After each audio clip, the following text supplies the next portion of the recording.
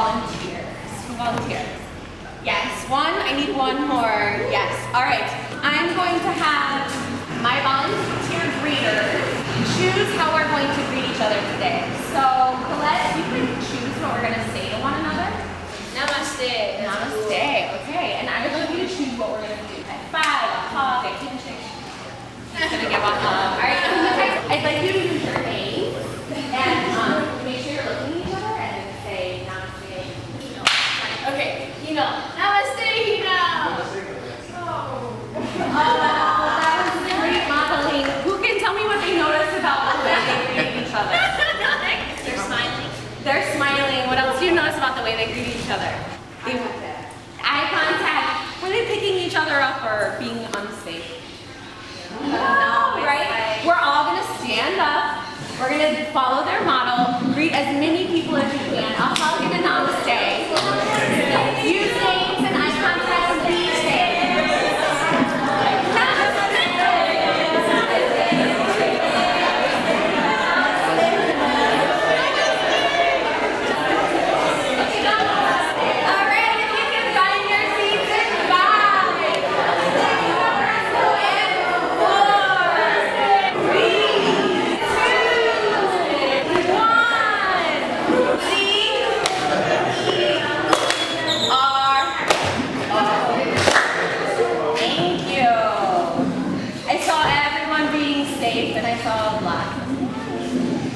Okay, I want to take this moment to sort of share some news, some observations.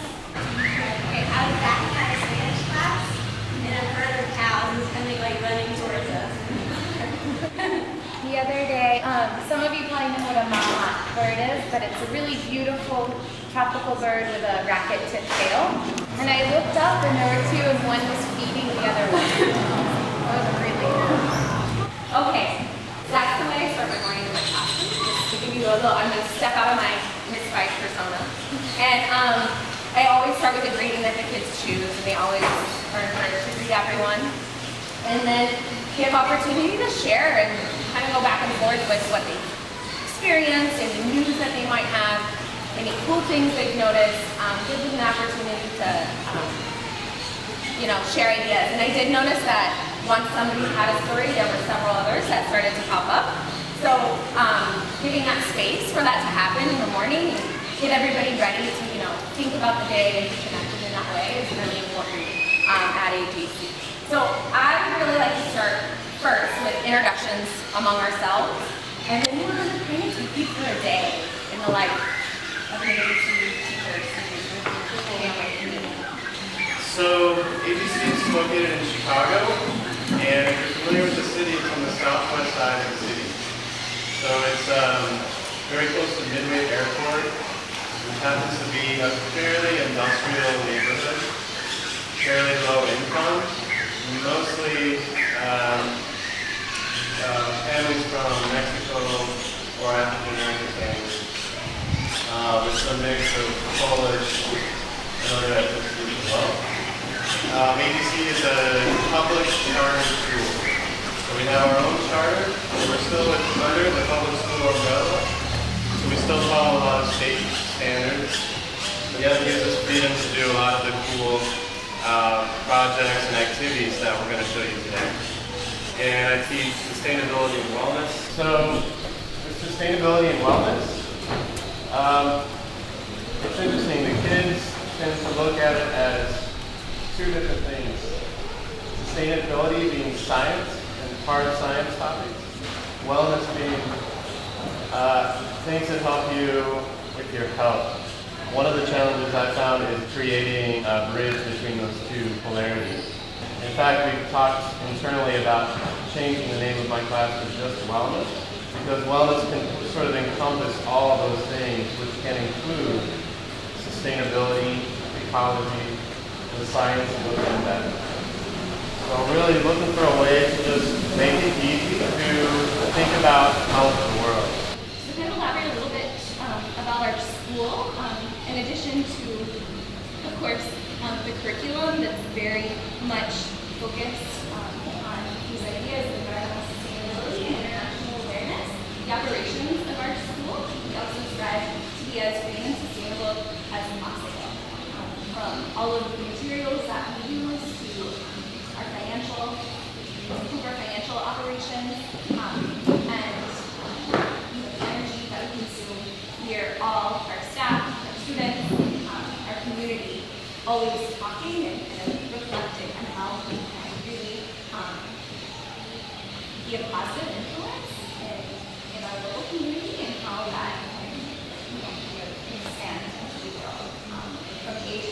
Our mission is that we empower all of our students to be mindful leaders to positively impact their local community and the world beyond. My name is Arianna. I was a volunteer at AGC this year. I was the sustainability intern.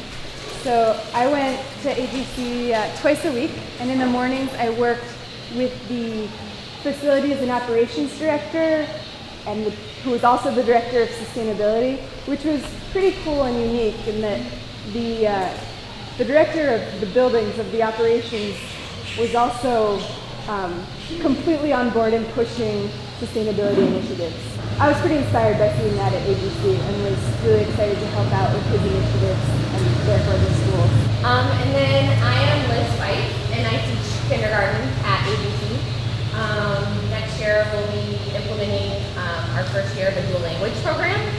So I, along with another co-teacher, will be teaching the dual language strand of AGC's kindergarten next year. I'm very excited and nervous all at the same time. It's 5 weeks, 2 days we started or something. Not by the time. Very excited. I'd also like to point out that all of the positions we just heard about, I was thinking as we were talking, are very rare for public schools in Chicago at least. And I mean, there are kindergarten teachers at every school in Chicago, but our school is what it is because of the people who are also involved in what we do. And I, as a teacher, am so appreciative of all of that, and don't take it for granted. So let's take you on a journey. Okay, GC. First, I need a risk taker who would love to read in a loud, confident voice our morning message for the day. All right, good morning. Today, we will practice yoga, visit the garden, and be inquirers, or inquirers. Get excited, Miss Fyffe. Love Miss Fyffe. Thank you. I noticed that you changed your voice in this sentence. Why did you do that? The exclamation mark perhaps? All right. So these are some of the things we're going to do today, and I'd love to get started by getting us in the zone to prepare our brains and our bodies to do some learning. So who would like to be our yoga master? Come on! Yay! All right. At AGC, we do yoga every day. We have cards that help us do it. So as the yoga master, would you please take 3 or 4 poses from here, and we'll put them in a sequence.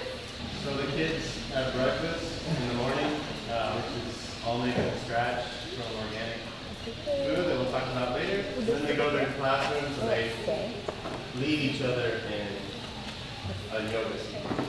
All right, so for you guys, just find a spot anywhere in the room where you can see the yoga master, Jenni.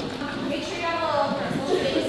All right, Jenni, whenever you're ready, we always start in mountain pose. We make sure we have a strong foundation. So she's gonna show us what these poses are. Okay, it's the chair pose. All right, everybody try it. All Pose. right. Now it's the triangle pose. Triangle pose. And we gotta be balanced. Still go to the other side. Let's hold it. And then starfish pose. Get your body energized. 3, 2, and 1. Now before we start, let's do some Spider-Man breathing. What you're gonna do is you're gonna put one of your fingers on the side of your nose and breathe in for 5. I'll say switch. You'll put your other finger on the other nostril and you'll breathe out that side. Then in, and then switch, and out. In, out, switch. All right, we're gonna do it 3 times. Here we go. In. Switch. Out. Eyes on your yoga mat. All right, everybody can get comfortable, and then get back up again. So we're gonna go out here to the car. All right, welcome to Sustainability and Wellness for Tuesday, class. I just wanted us to check out the garden. It's been a long summer. We're back now from our summer break. Our industrious summer campers have been maintaining and cultivating our beautiful garden. that you guys work so hard to plant and to care for in the spring. Everybody take a look at our garden box. One of 17 raised garden beds at this campus, and then about 20 raised garden beds at the other campus. And right now we're checking out how it's done. I'd say it did pretty well. Let's check out our tomatoes. The tomatoes are huge, so huge that we had to put cages around them so they don't fall over from their own weight. And let's do a little review. Right before summer break, we had a science lesson on a certain nutritional chemical that's in each tomato. And it's also in watermelons, red peppers. What do all those fruits and vegetables have in common? Tomatoes, watermelon, red peppers? Yeah, they're all red. Who remembers what lycopene does for your body? Feel free to be a risk taker, but if you don't remember, that's okay. Lycopene is an essential element that is an antioxidant. Who knows what antioxidants do? That's right, they improve your immune system.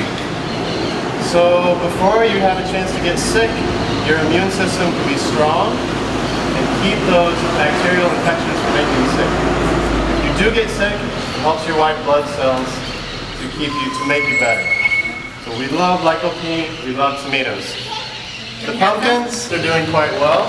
And let's all give a big orca clap for the fact that they're still here and haven't been taken by vandals who've been taking some of our other fruits and vegetables. No. So the way that we do an orca clap, an AGC clap, is we go 1, 2, 3. Because our mascot are orcas and those are whales and they jump in the water. We try it together, Mr. Phillips? Here goes an orca clap. Ready? All right, very good. And if I can take off my teacher hat for a moment. One of our challenges of doing a pretty large-scale school garden in an urban environment has been vandalism. So in an effort to be sure that all of our hard work can stay around and our fruits and vegetables and our small plants don't disappear overnight, we opened up the question to the kids. What should be done about this issue? How can we make it better? Some of the ideas that the kids came up with were excellent. For example, we had all of our garden boxes out in an open area that was used as a throughway and a walkway for people in the neighborhood. And that was just too inviting and too precarious for people to walk by and just grab a plant on their way home. It looked like a Stonehenge with garden boxes. Yeah, it was really out in the middle of an open field, which we thought would be an inviting thing, but maybe it was too inviting. So what the kids came up with was that we would take our garden boxes, which were very tall, dismantle them, dig all the soil out, move the garden boxes to an enclosed, fenced-in yard, and divide them in half, so now we have twice as many garden boxes in our fenced-in area. Not completely closed off from the public, but just giving that cue that this is a sacred place. We left the other boxes, and we called that the community garden, acknowledging that that's part of the community. But we still needed to build some trust and better relations with the neighbors into this neighborhood. So the kids started a pen pal conversation with students from a neighboring school. They created flyers and walked around to the neighboring homes, invited them to come to our community garden. And what's happened is there's been a nice sort of organic growth of trust between our students and some of the people in the neighborhood. So that's been a real success. Very proud of that. So anyway, back at the garden. We're going to go to lunch, but before we do, let's take some of this kale that you planted along with your pen pals over the spring, and we're going to harvest that. And we're going to take that to our chef over at the kitchen and get ready for lunch. Are you ready? We're going to do one first review of the life cycle of the plant. That's right. Yes, we are. So, if everyone remembers, what is the first stage of, well, the life cycle is a cycle, but sometimes we think of the first stage of the plant as what? The seed. The seed. Everyone do this. Remember the seed? Good. Everybody should be seed. Everyone do the hand. What does the seed turn into? Somebody else. Yes. A shoot. Everyone do the shoot. A sprout. And then we have the adult plant. And what does the adult plant bear? What does it give us? Fruit. Yes. Everybody eat the fruit of the plant. And then it starts over. All right. Good review, everybody. Nice. That's called TPR, which is really great for dual language learners. So anytime you teach a new concept, it also has a handbook. Helps you internalize it. Okay, let's go to lunch. We got our kale. Let's go. Have a seat, please, at your lunch table. So today, I'm proud to say we have one of our most delicious menus. Today at the AGC All Organic Cafe, we will be enjoying kale chips, sweet potato fries, black bean burgers with whole wheat buns, and mango slices. So at AGC, we do have an in-house chef, and each day for breakfast, lunch, and afternoon snack, we eat scratch-made, all organic. Right now, Illinois legislature says that we are unable to eat directly from the garden to the cafeteria.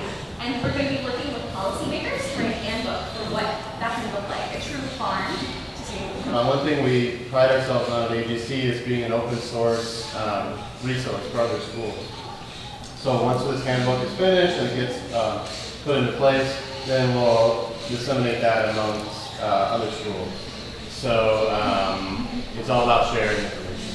Yeah. And at lunch, you might question the fact that 5-year-olds through 12-year-olds will eat kale chips and black bean burgers and sweet potato fries. So teachers and staff work really hard to sit down and actually eat lunch with the kids. Having a school lunch, believe me, it's awesome. It's delicious. It's so good. I never bring my lunch to work. Encourage them through discussion and being risk takers and, challenging them to, push their boundaries and try something new. And if they don't like it, all right, you didn't like it, but you're going to try it again tomorrow from the taste buds. Sometimes need 10 times. And you'll be amazed what ends up happening over the course of a kindergarten year. The kids who don't eat anything for the first month, and then they're like loving pozole and eating up the kale chips. So. Yeah, and our chef does a really, really amazing job of, sitting down with the kids and surveying to kind of see what's really being, what are we eating, what's being wasted, as that's a really important part of our mission, trying to have that critical dialogue of what we're doing and how and what it really looks like. So in the lunchroom and in all of our classrooms, you'll see 3 bins. We've got the landfill bin, the recycle bin, and the compost bin. So our school is zero waste in that all of our food is composted. We have a composting service that comes and picks up all of our food scraps. And so the idea is, again, from the age of 5 years old and our younger siblings as well, we've got many young families are coming in and developing that habit of sorting their waste. And we have class field trips to landfills to really understand the way that our waste impacts. The worm bins are really important. Each classroom has a worm bin. There's scraps from snacks are put into the bin, and the kids take turns maintaining the bins. And then, of course, as you probably know, the worms generate compost. The compost is directly put into the garden, and it's an amazing connection that the kids can make from the compost to the garden, back to lunch, and the cycle continues. Yeah. All right, welcome back from recess. Get your drinks of water. You gotta come over here. Let's take a circle. We're moving again. Come on, let's go. Our favorite activity at school all day long is inquiry. And when I got my new little 4-year-olds on the first day of school, they didn't come ready to ask questions. It was a process of learning how to ask questions. But the way that it's presented, their curiosity is piqued and the questions start coming. So, we're going to start a new unit of inquiry today, a new unit of study about something I think you guys are pretty familiar with, but you might have some questions I'm gonna slowly pull items out. If you have an idea of what you think we might be studying, go ahead and shout it at me. We're gonna keep it sort of like a list in our brains of what we think this might be about, all right? Rock.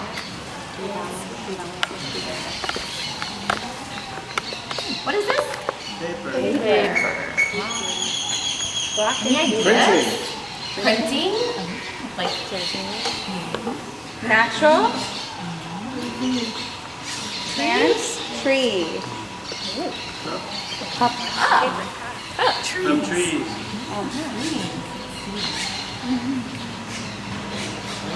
trees. I'm hearing a lot of trees. Let's keep seeing. Let's see. Would this fit with a tree? Is that a tree? Wood. Wood. It's wood. What? But where does wood come from? Trees.